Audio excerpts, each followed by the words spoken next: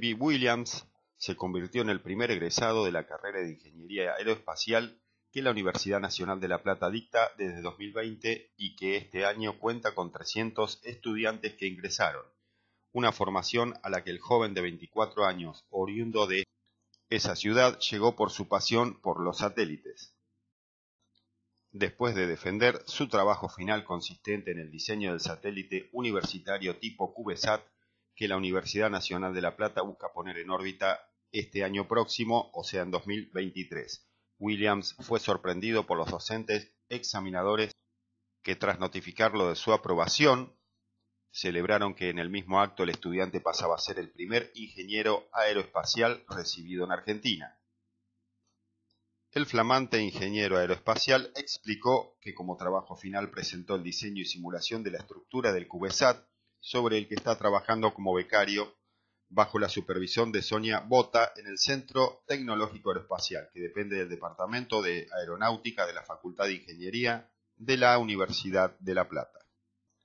Williams también sostuvo que en el Centro Tecnológico Aeroespacial complementan la formación con experiencia en diversas aplicaciones.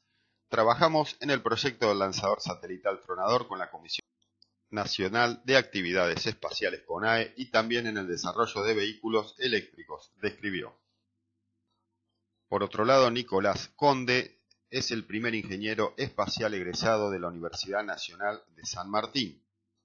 Con 25 años, este joven porteño se convirtió en el primer graduado de la carrera de Ingeniería Espacial de la Escuela de Ciencia y Tecnología de la Universidad Nacional de San Martín y ya trabaja con la Comisión Nacional de Actividades Aeroespaciales en el proyecto SAOCOM 2.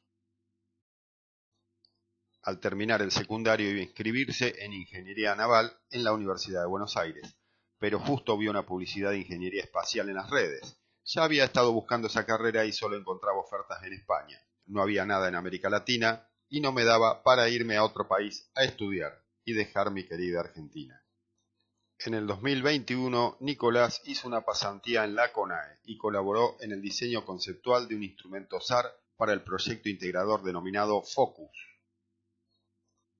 Actualmente, el flamante ingeniero trabaja en la CONAE y en particular en la ingeniería de sistemas del instrumento radar SAR de la misión SAOCOM 2.